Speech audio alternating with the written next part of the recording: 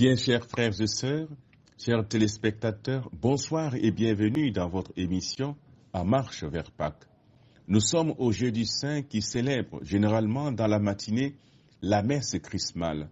Prêtres, diacres et fidèles sont invités largement à cette messe qui manifeste l'unité de toute la communauté diocésaine autour de son évêque. Dans l'archidiocèse de Conakry, elle est célébrée le mardi saint pour permettre à tous les prêtres non seulement de se réunir autour de leur père évêque, avec qui ils forment le presbyterium, dans le but de passer en revue sur certains aspects de la vie pastorale, mais aussi de permettre à chaque prêtre de rejoindre très rapidement les différentes communautés qui connaîtront les grandes et profondes célébrations du Triduum pascal. Ainsi, les prêtres, au cours de la dite cérémonie, renouvellent leurs promesses sacerdotales, vivre toujours plus unis au Seigneur Jésus, chercher à lui ressembler, renoncer à eux-mêmes, être fidèles aux engagements attachés à la charge ministérielle, célébrer les sacrements, annoncer la parole de Dieu avec désintéressement et charité. C'est durant cette messe que l'évêque bénit les autres huiles saintes et consacre le Saint-Crème. Cette huile servira dès le baptême de Pâques, puis tout au long de l'année pour les sacrements du baptême, de la confirmation et de l'ordre. Nous vous faisons vivre ce soir cette cérémonie pleine de signification pour la vie de l'Église.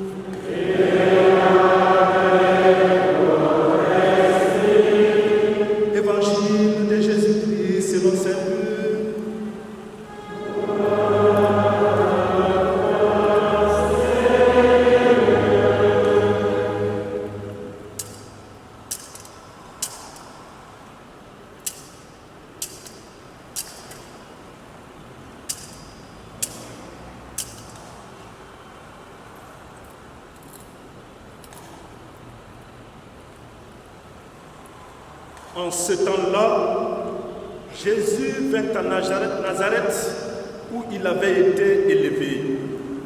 Selon son habitude, il entra dans la synagogue le jour du sabbat et il s'éleva pour faire la lecture. On lui remit le livre du prophète Isaïe. Il ouvrit le livre et trouva le passage où il est écrit: L'Esprit du Seigneur est sur moi, parce que le Seigneur m'a consacré par l'onction. Il m'a envoyé porter la bonne nouvelle aux pauvres, annoncer aux captifs leur libération et aux aveugles qu'ils retrouveront la vue. Remettre en liberté les opprimés, annoncer une année favorable accordée par le Seigneur. Jésus referma le livre, le rendit aux servants et s'assit.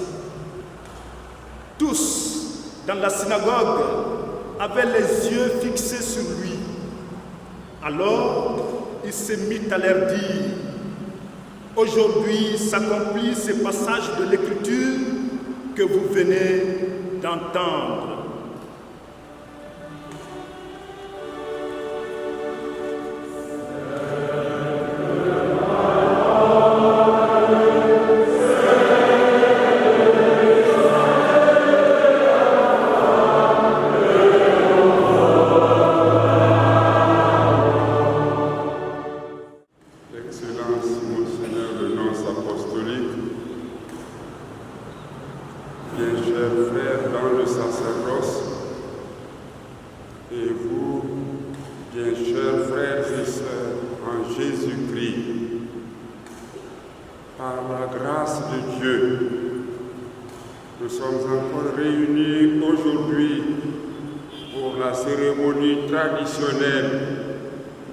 De la bénédiction des saintes huiles.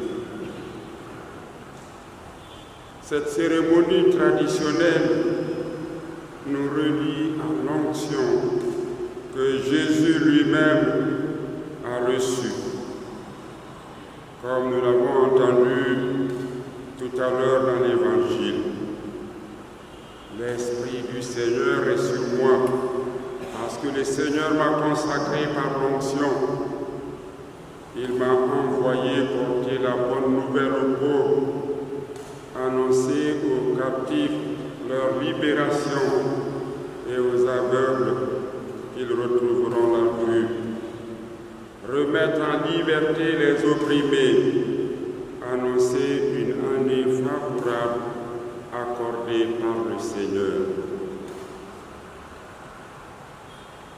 Cette cérémonie traditionnelle rappelle à chaque chrétien l'onction qu'il a reçue et qui fait de lui le prêtre pour sanctifier le monde tant par sa présence d'homme que par son travail.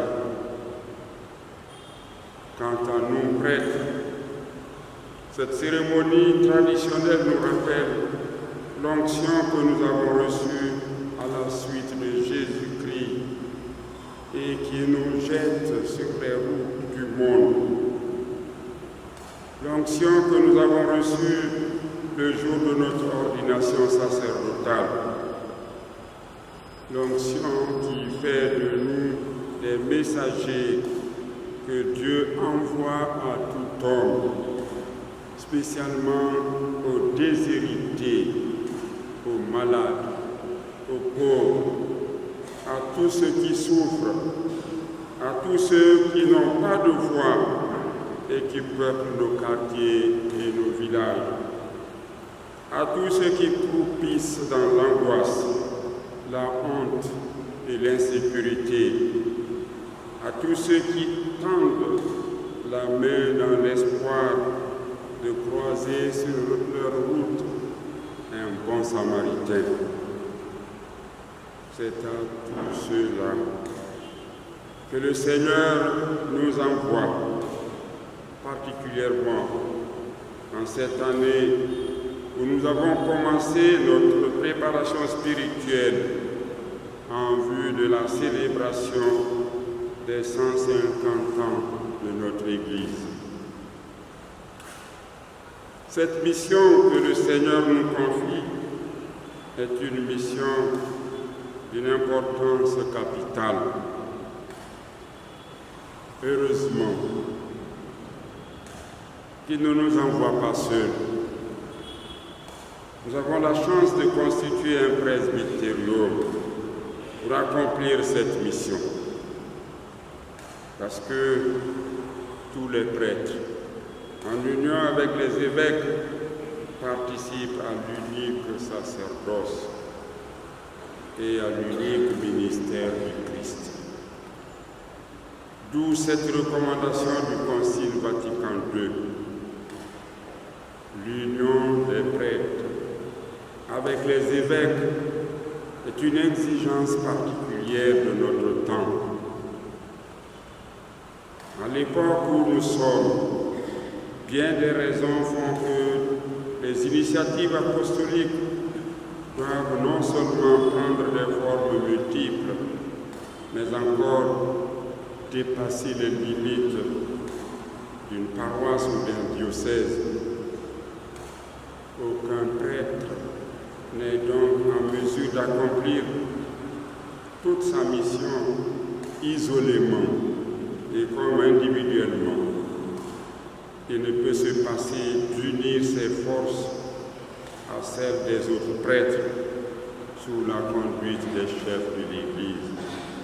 Confère, ministère et vie des prêtres au numéro 7.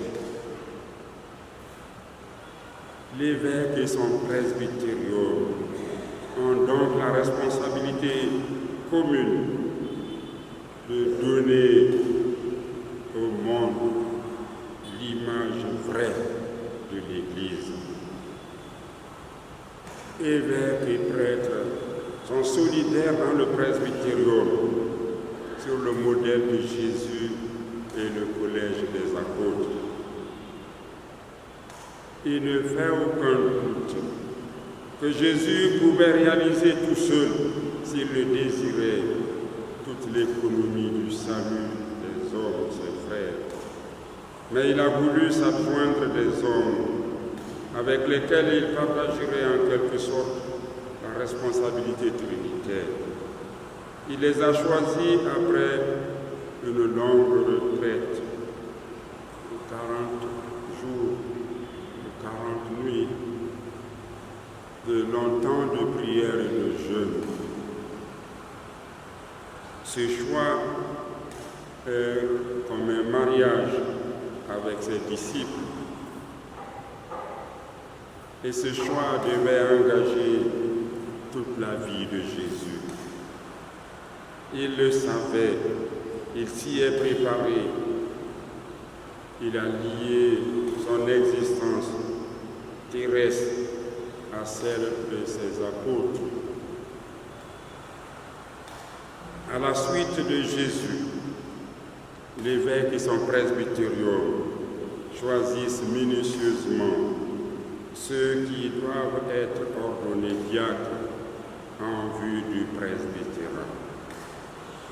C'est pourquoi ils consultent aussi les laïcs avant les ordinations en faisant 3 fois la publication des bans. Mais la réponse du côté des laïcs est toujours RAS, c'est-à-dire rien à signaler. Même si certains parmi eux connaissent des empêchements à l'ordination du candidat. Ceux-ci ne rendent pas service à l'Église en gardant le silence au moment du choix des futurs prêtres. C'est une responsabilité devant l'Église et devant Dieu que nous prenons tous. À la suite de Jésus, l'évêque et son presbyterium sont solidaires aujourd'hui pour témoigner du Dieu vivant dans le monde. La prière constitue un des lieux de ce témoignage, parce que pour la plupart des gens, le prêtre, c'est l'homme de la prière.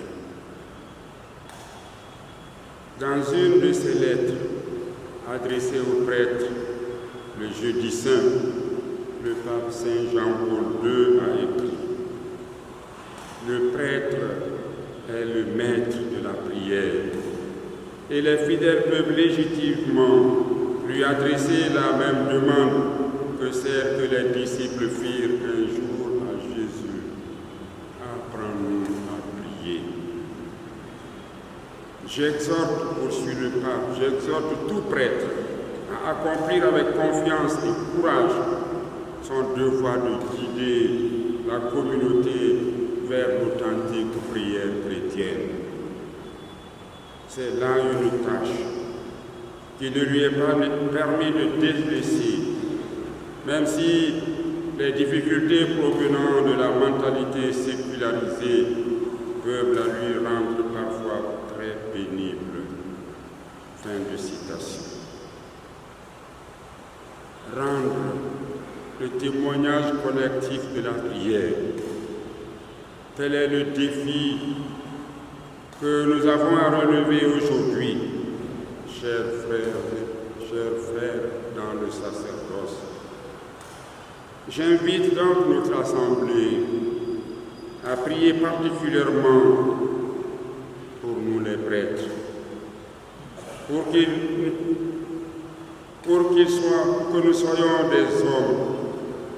des hommes qui rendent le témoignage collectif de la prière, pour que nous soyons des hommes qui prient dans le cercle de notre presbytère, des hommes qui prient avec les fidèles de la paroisse ou de la CCB, des hommes qui guident quotidiennement les fidèles vers l'authentique prière chrétienne.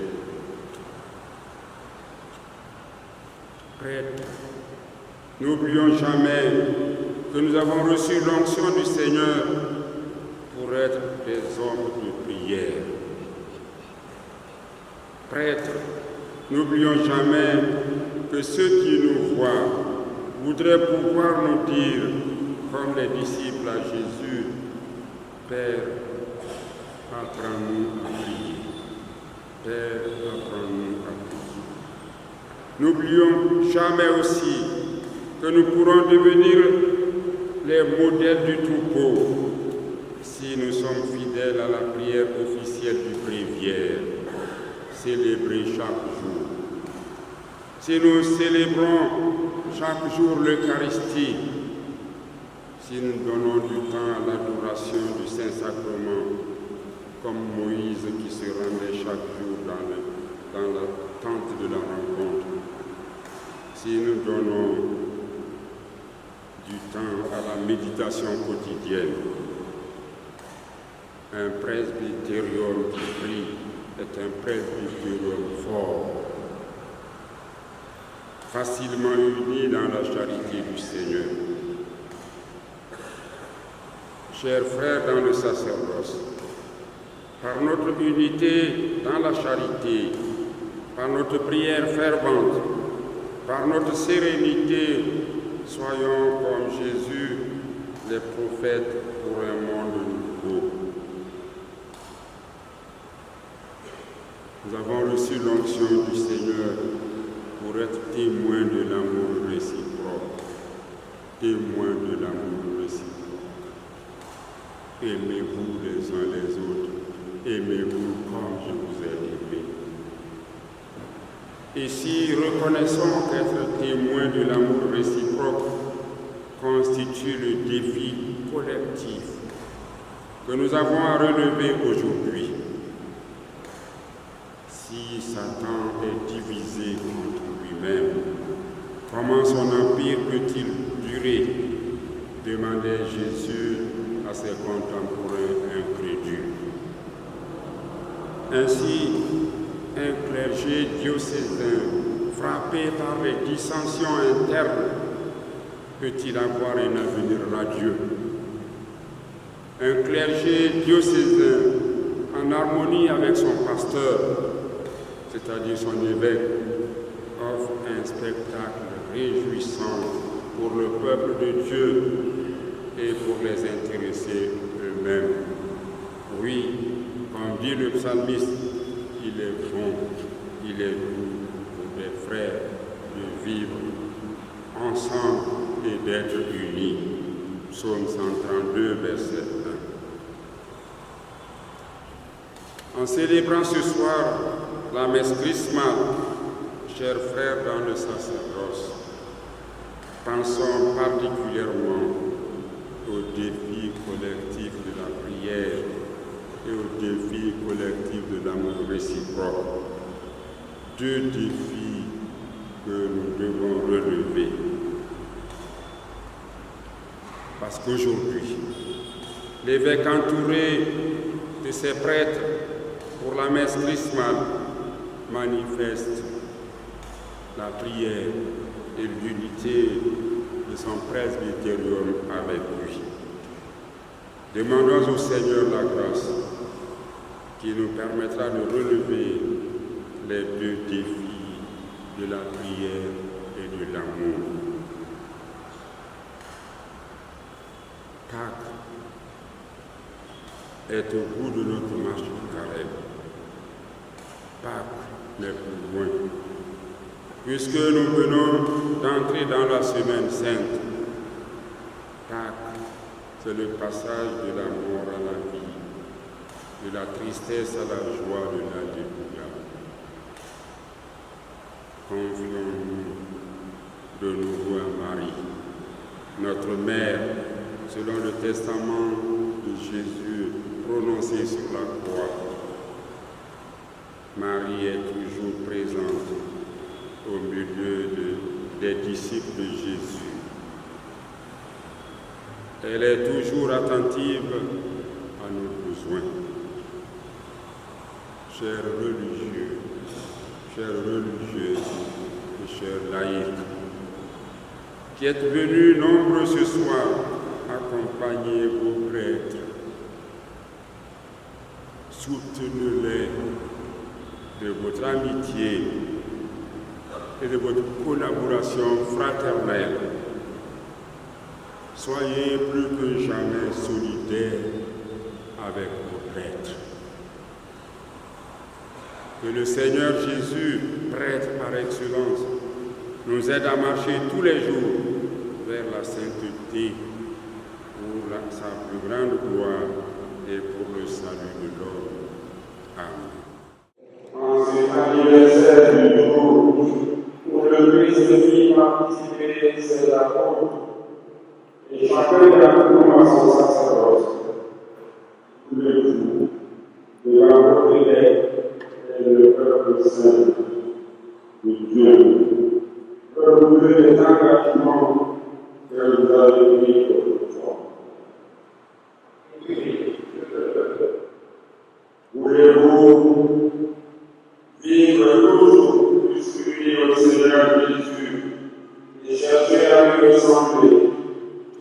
ensemble même, en étant fidèles aux engagements attachés à la charte ministérielle que vous avez reçue avec moi, en l'amour du Christ et pour le service de son Église, au jour de notre ordination sacerdotale. Oui, voulez-vous être fidèles?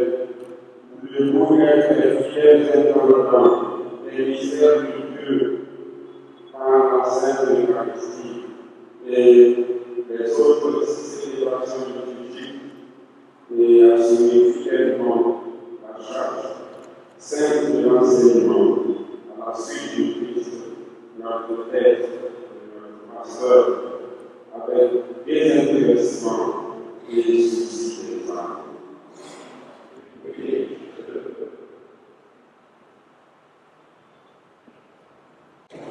Et vous, frères et sœurs bien-aimés, priez pour vos frères, que le Seigneur répande sur eux ses dons en abondance, afin qu'ils soient les fidèles ministres du Christ, le souverain Père, et nous conduisent à lui la source du salut. Oh, c'est pour nous, oh, c'est pour nous.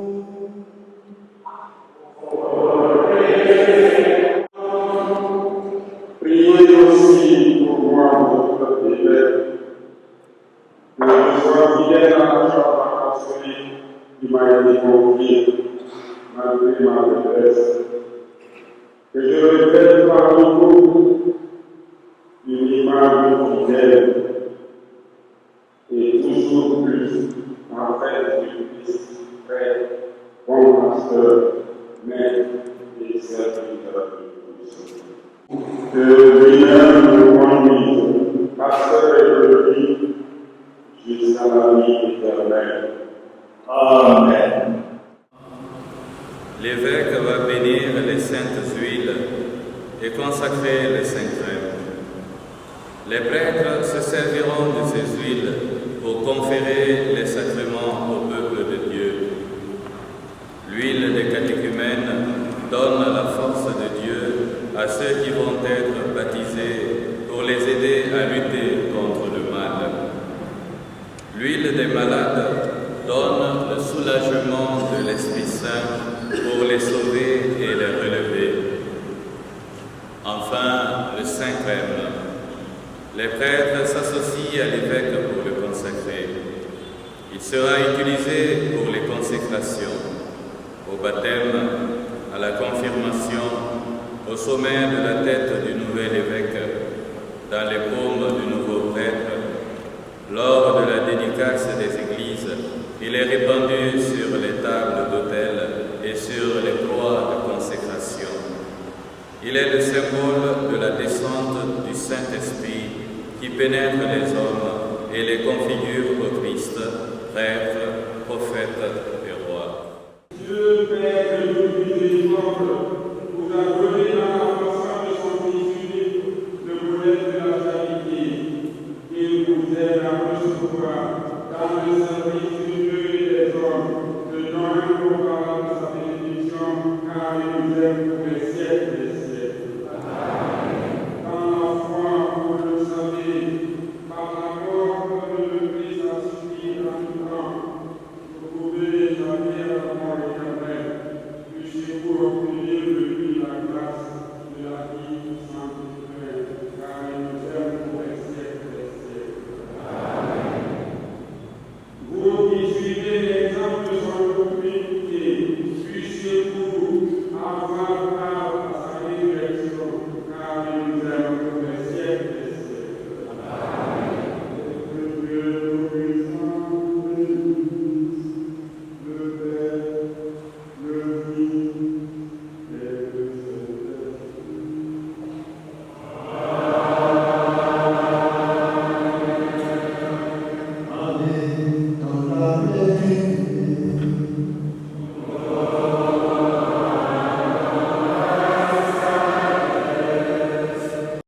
Bien chers frères et sœurs, chers téléspectateurs, nous venons de suivre la messe chrismale à la cathédrale Sainte-Marie de Conakry, présidée par Monseigneur Vincent Coulibaly, archevêque de Conakry, entouré de tous les prêtres ainsi que de la présence de Monseigneur Jean-Sylvain Émien, nonce apostolique en Guinée et au Mali.